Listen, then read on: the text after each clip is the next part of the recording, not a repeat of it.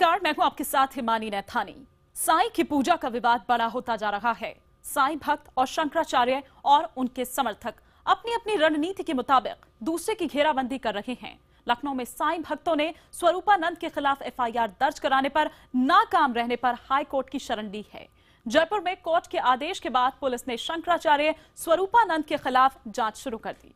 दूसरी तरफ शंकराचार्य स्वरूपानंद के साथ खड़े अखाड़ों ने उनके पक्ष में लड़ने के लिए नागा साधुओं को बुलाने का ऐलान किया।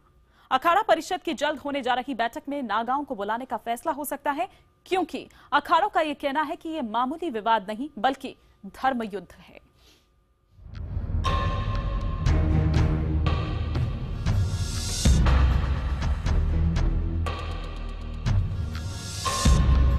साईं बाबा के भक्त बनाम शंकराचार्य, विवाद खत्म होने का नाम नहीं ले रहा।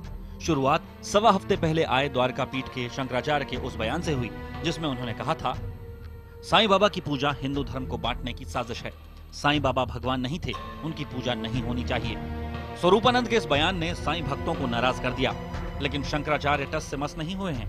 जवाब में साईं भक्तों ने एक तरफ विरोध, दूसरी तरफ कानूनी तरीकों से शंकराचार्य को घेरना शुरू कर दिया है। ताजा मामला लखनऊ का है।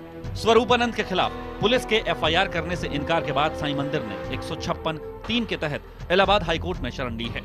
कोर्ट ने पुलिस से मुकदमा न दर्ज करने की वजह जानने के लिए उसे 4 जुलाई को तलब किया है। बाबा ये हैं, बाबा वो हैं, ये और हिंदुओं की भावनाओं को भड़का रहे हैं। इसलिए हम एफआईआर लिखाने गए, अलीगंज थाने गया और वहाँ रिपोर्ट नहीं लिखी। तब मैंने जाके कोर्ट के माध्यम से मुकदमा दर्ज कराया। शिरडी में भी साईं भक्त शंकराचार्य के खिलाफ मामला दर्ज करवा चुके हैं। शंकराचार्य समर्थक साईं भक्ति पर पैदा हुए विवाद को खालिस धर्म और शास्त्रार्थ का मामला मानते हैं। लिहाजा शंकराचार्य समर्थकों ने उनके खिलाफ केस पर केस और सार्वजनिक प्रदर्शन का जवाब ईंट के बजाय पत्थर से देने का फैसला किया है। संत समाज पहले ही शंकराचार्य के साथ गोलबंद हो चुका है। अब अखाड़ों ने विवाद को धर्मयुद्ध का दर्जा देकर हिंदू धर्म के शस्त्रधारी रक्षक कहे जाने वाले नागा साधुओं को मैदान में उतारने का फैसला कर लिया है। यदि साईं भक्त हद पार कर गए हैं तो हम नागा, जितने हमारे नागा सन्यासी कहीं गुफाओं में भजन कर रहे हैं, मैं उनसे निवेदन करूंगा सभी अखाड़े मिल करके कि भजन छोड़ करके सनातन धर्म की रक्षा के लिए एक बार पुनः कुंभ के मेले से पहले यहाँ पे आवें। अखाड़ों की चेतावनी है कि इस धर्मयुद्ध में नागा साधु आए तो देश की स्थिति अलग ही होगी। किंवदंतियों के मुताबिक नागा साधु भगवान शिव के सैनिक हैं। वो आम लोगों से दूर दुर्गम जगहों पर शिव भक्ति में लीन रहते हैं। 12 साल में सिर्फ एक बार कुंभ में अपनी दुर्गम जगहों से बाहर निकलते हैं। कई मौकों पर नागा अर्धकुंभ में भी आते हैं। शंकराचार्य ने साफ किया है कि नागा साधुओं को उन्होंने अखाड़ों के घोषित धर्मयुद्ध में नहीं बुलाया है, लेकिन उन्हें ऐतराज भी नहीं है। नहीं, हमने अपील नहीं की है। लोग कह रहे हैं, ये आप कह रहे हैं। ये मैं कह रहा हूँ, ये आपकी ओर से ऐसी कोई अपील हमने कोई अपील नहीं की है। हम आप लोग जो आपके कुछ समर्थकों ने ऐसी अपील जारी की है। नहीं, किसी ने।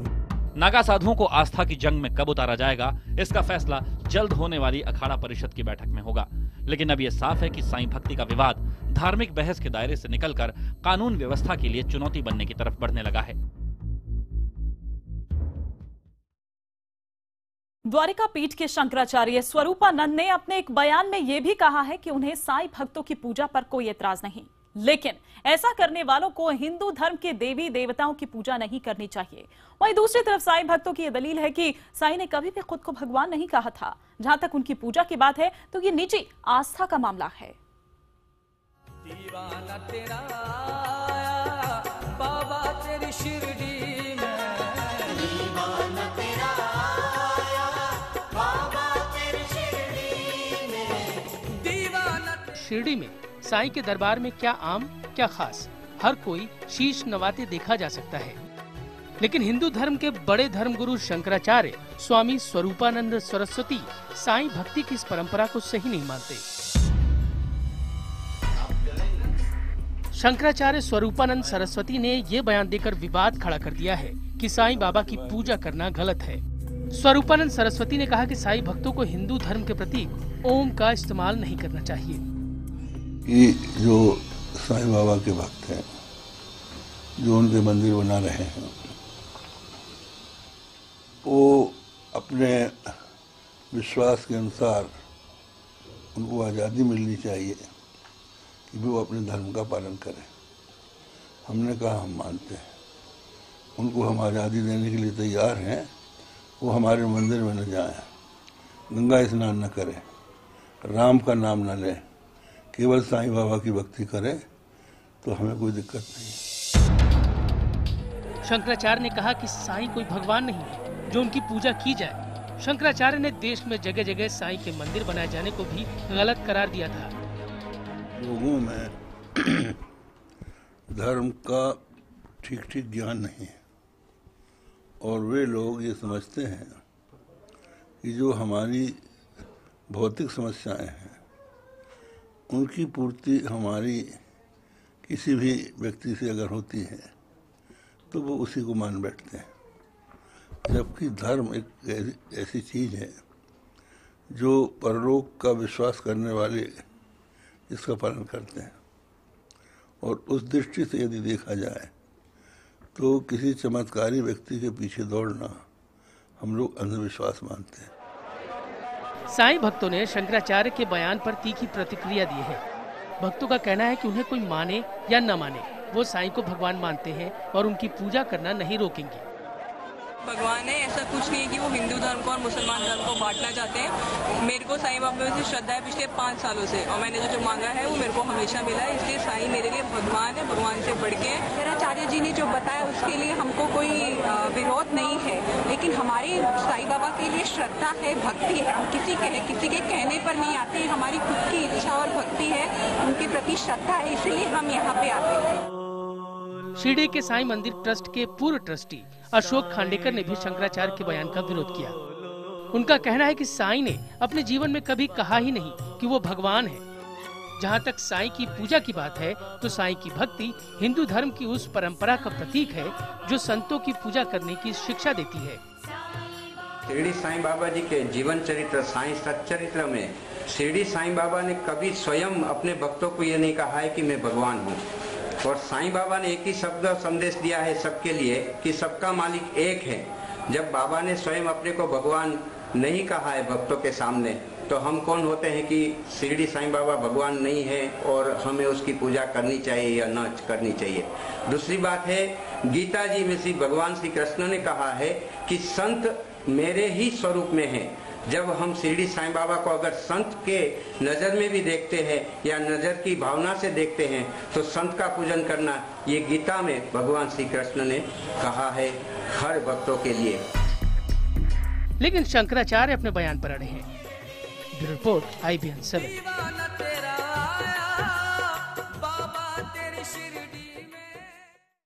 द्वारका पीठ के शंकराचार्य ने अपने बयान में यह भी कहा था कि साईं हिंदू मुस्लिम एकता के प्रतीक नहीं हैं। साईं भक्तों का यह कहना है कि यह शंकराचार्य की दलील पूरी तरह से गलत है। साईं के भक्तों में हर धर्म के लोग हैं। साईं का जीवन अगर देखें तो वो बांटने वाले नहीं बल्कि जोड़ने वाले संत नजर आते हैं।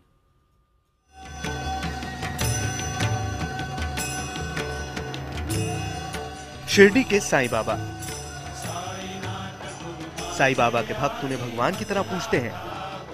हिंदू भी साईं की पूजा करते हैं तो बड़ी संख्या में मुसलमान भी उनकी शिक्षाओं पर अमल करते हैं। शिरडी के साईं बाबा को दोनों धर्मों को जोड़ने वाली आस्था की कड़ी माना जाता है, मगर शंकराचार्य स्वरूपानंद सरस्वती इससे असहमत हैं। ये कहा जाता है कि शिरडी साईं बाबा हिंदू मुस्लिम एकता का प्रतीक है, यही ना? तो ये तब प्रतीक होता जब उसको हिंदुओं के साथ साथ मुसलमान भी मानते। मुसलमान उसको मानते नहीं है, तो हमें क्यों माने? शंकराचार्य के इस विवादित बयान पर बवाल शुरू हो गया है। शिरडी में साईं भक्त कमलाकर कोटे ने शंकराचार्य के खिलाफ केस भी दर्ज करा दिया। शंकराचार्य के खिलाफ IPC की धारा 295A और 298 के तहत मामला दर्ज हुआ है। धारा 295A किसी वर्ग के धर्म या धार्मिक भावना का अपमान कर धार्मिक भावनाएं भड़काने पर लागू होती है। धारा 298 जानबूझकर किसी की धार्मिक भावना भड़काने के लिए दिए गए बयान पर लागू होती है। दूसरी तरफ साईं भक्तों ने शंकराचार्य स्वरूपानंद सरस्वती की इस दलील को भी गलत बताया है कि साईं की भक्ति सिर्फ एक धर्म को मानने वाले लोग ही करते हैं। शिरडी में आज भी बहुत ज़्यादा संख्या में मुसलमान रहते हैं और आज रोज शिरडी में बाबा के मंदिर में 9:45 पे मुस्लिम आते हैं और उनके लिए बाबा के समाधि के सर के साइड से भीड़ को रोकी जाती है और वो फूल और चादर चढ़ाते हैं एवरी डे। अगर आप इसका प्रमाण चाहते हैं तो बाबा के लाइव दर्शन में रोज आप देख सकते हैं। साईं भक्तों की दलील है कि साईं अपने जीवन में ताउम्र हिंदू मुसलमान एकता के लिए ही काम करते रहे। इतिहासकारों की माने तो साईं खुद कौन थे, किस धर्म में पैदा हुए थे, इसकी कोई ठोस जानकारी नहीं मिलती।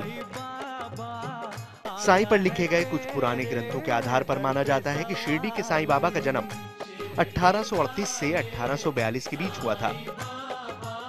भक्तों का यह भी विश्वास है कि उनका जन्म मराठवाड़ा के पथरी नाम की जगह पर हुआ था। वो एक फकीर और साधु जैसी जिंदगी जिया करते थे। साईं नाम उन्हें तब मिला जब वो नौजवान उम्र में शिरडी आ गए। शिरडी में ही वो पुरानी मस्जिद में रहने लगे थे। मस्जिद में रहने की वजह से बहुत से लोग उन्हें मुसलमान मानते हैं, लेकिन साईं ने खुद मस्जिद को द्वारका माई नाम दिया था। इस वजह से बहुत से लोग उन्हें हिंदू धर्म का मानते थे। वहीं खुद साईं ने कभी खुद किसी को एक धर्म से नहीं बांधा। वो दिवाली और जन्माष्टमी भी मनाते थे तो ईद और मुहर्रम में भी बढ़ चढ़कर हिस्सा लेते थे।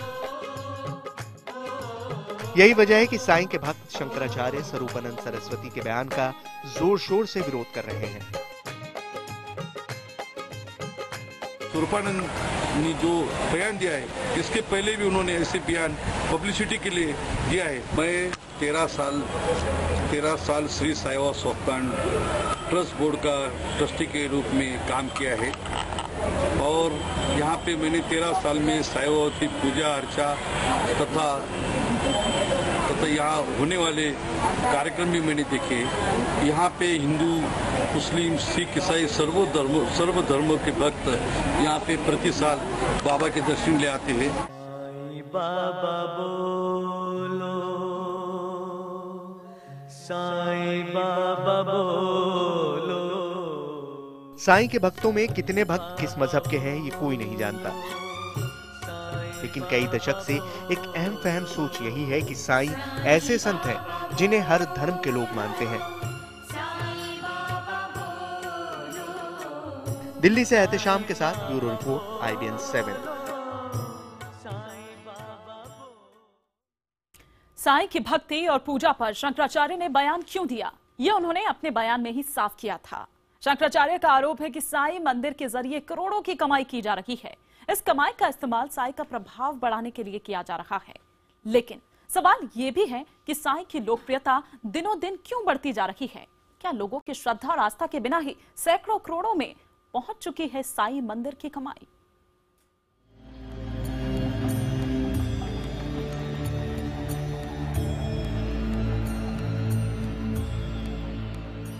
तिरुपति का बालाजी मंदिर रोजाना करीब 60,000 भक्त करते हैं दर्शन।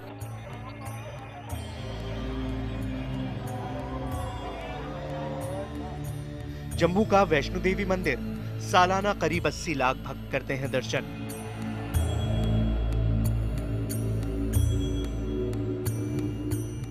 केरल का गुरुवायूर देवस्थानम मंदिर सालाना करीब 5 करोड़ भक्त करते हैं दर्शन। देश के ये चुनिंदा मंदिर हैं जहां साल में हर दिन 24 घंटे भक्ति और आस्था का सागर हिलोरे लेता है। देश के कोने कोने से भक्त यहाँ पहुँचते हैं, अपने इष्ट देवता के दर्शन करते हैं और लाखों रुपए का चढ़ावा चढ़ाते हैं। माना जाता है कि केरल के सबरीमाला की पहाड़ियों पर स्थित गुरुवायूर देवस्थानम मंदिर भक्तों की संख्या के लिहाज से देश का सबसे लोकप्रिय मंदिर है। उसके बाद तिरुपति का बालाजी मंदिर आता है। वैष्णो देवी मंदिर में भी सालाना करीब 80 लाख भक्त पहुंचते हैं। भक्तों के लिहाज से देश के सबसे लोकप्रिय मंदिरों की इस फहरिस्त में महाराष्ट्र के शिरडी का साईं मंदिर भी है। 19वीं शताब्दी के संत की ये लोकप्रियता चमत्कारिक है। माना जाता है कि शिरडी के साईं मंदिर में रोजाना 20,000 से ज्यादा भक्त दर्शन करते हैं। लेकिन साईं भक्ति के इस बढ़ते असर को शंकराचार्य स्वामी स्वरूपानंद सरस्वती सही नहीं मानते। शिरडी के साईं की बढ़ती लोकप्रियता को शंकराचार्य न सिर्फ हिंदू धर्म के लिए खराब मानते हैं, बल्कि उन्होंने शिरडी के साईं मंदिर की होने वाली कमाई पर भी सवाल खड़े किए हैं। अब आप समझिए कि तिरुपति बालाजी की जो आमदनी है उससे कुछ कम आमदनी शिरडी के साईं बाबा की है जी, मंदिर की है जी। तो ये दूसरे लोग इसमें हावी हो रहे हैं, ये ब्रिटेन की तरफ से हो रहा है। ये चाहते हैं कि भारत में हिंदू प्रधान न रहें। बेशक जिस मंदिर में रोजाना करीब 20,000 से ज्यादा भक्त पहुंचते हों, भक्तों में देश की सबसे अमीर हस्तियां भी शामिल हों, उसका चढ़ावा भी उतना ही बड़ा होगा। लोकप्रियता के लिहाज से ही नहीं बल्कि देश के कुछ सबसे अमीर मंदिरों के लिहाज से भी साईं धाम देश के किसी भी बड़े मंदिर से पीछे नहीं है। साईं मंदिर का संचालन शिरडी साईं बाबा संस्थान ट्रस्ट करता है। खबरों के मुताबिक साईं मंदिर की सालाना आय करीब 350 करोड़ रुपए है। मंदिर में रोजाना 60 लाख रुपए से ऊपर का चढ़ावा आता है। मंदिर में करीब 427 करोड़ रुपए का निवेश भी किया है, जिससे हर साल उसे मुनाफा होता है। हालांकि कमाई के लिहाज से शिरडी का साईं मंदिर अभी भी देश के कई मंदिरों से पीछे है, लेकिन सच ये भी है कि देश के सबसे अमीर मंदिरों और शिरडी के साईं मंदिर में ज्यादा फर्क नहीं रह गया है। खबरों के मुताबिक आंध्र प्रदेश की तिरुपति के बालाजी मंदिर के पास 1000 किलो सोना और 52,000 करोड़ रुपए की संपत्ति है। इसकी सालाना आय 650 करोड़ रुपए है। तिरुपति मंदिर को हर साल करीब 300 करोड़ रुपए 350 किलो सोना दान के रूप में मिलता है। वहीं जम्मू कश्मीर के वैष्णो देवी मंदिर की सालाना आय करीब 500 करोड़ रुपए है। गुरुवायूर देवस्थानम और तिरुपति के बाद सबसे ज्यादा श्रद्धालु इसी मंदिर में आते हैं। मुंबई का सिद्धिविनायक मंदिर भी सबसे अमीर मंदिरों में है, जिसकी सालाना आय 46 करोड़ रुपए है। मंदिर के पास 125 करोड़ रुपए का फिक्स डिपॉजिट है। वैसे प्राचीन खजाने के लिहाज से देश का सबसे अमीर मंदिर केरल का पद्मनाभ स्वामी मंदिर माना जाता है, जिसकी संपत्ति अरबों में होने का अनुमान है। मंदिरों की ये कमाई आम भक्तों को चौंकाती है, लेकिन शंकराचार्य के बयान के बाद कमाई भी सवालों के घेरे में आ चुकी है। स्वामी स्वरूपानंद जी ने इस बारे में बाबा भगवान नहीं है, यहाँ पे पैसे का जो मंदिर में चढ़ाव आता है तो पैसे का जो यूज होना चाहिए वो अच्छी तरह से नहीं होता है, इस बारे में बोला है। लेकिन उनका जो बयान है ये पूरी तरह से गलत है। उन्होंने जो बयान दिया है वो पब्लिसिटी के लिए बयान दिया है। शंकराचार्य का मानना है कि भारी कमाई की वजह से ही शिरडी का साईं मंदिर अपनी लोकप्रियता बढ़ाने में कामयाब हो रहा है। लेकिन सवाल यह है कि क्या ये बात दूसरे मंदिरों पर लागू नहीं होती? अगर देश के 100 अमीर मंदिरों की ही बात करें तो उनकी सालाना कमाई देश के कुल योजना व्यय के बराबर है। माना जाता है कि देश के टॉप 100 मंदिरों के पास ही करीब 7 अरब का सोना है। भलाई के काम में इस दौलत का कितना इस्तेमाल होता है और प्रभाव बढ़ाने में कितना होता है, इस बारे में कहीं भी कोई आंकड़ा मौजूद नहीं है। Bureau report, IBN 7। फिलहाल एक छोटे से ब्रेक लिए हमें यहाँ पर रुकना होगा, लेकिन ब्रेक के बाद जानेंगे कि साईं भक्ति का विरोध करने के हक में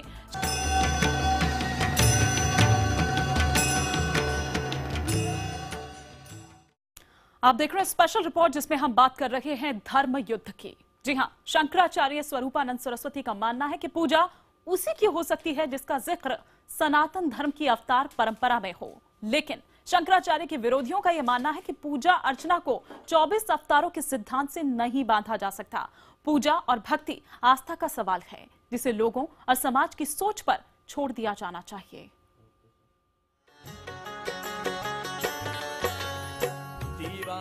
शिरडी के साईं बाबा के भक्तों में राजनीति से लेकर फिल्म जगत तक बड़ी बड़ी हस्तियां भी शामिल हैं।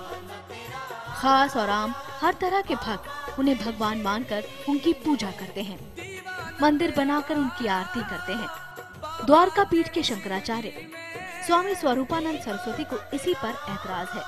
हमारे मंदिरों में लोग साईं बाबा की मूर्ति रख रहे हैं, जगह जगह जिनको ज्ञान नहीं है बहुत से लोग अपने घर की फोटो में रख रहे हैं। तो उनको सावधान करना हमारा ये कर्तव्य है कि इस तरह से आप लोग भटकिए मत। हमारे यहाँ जो भगवान हैं उन्हीं की आराधना कीजिए।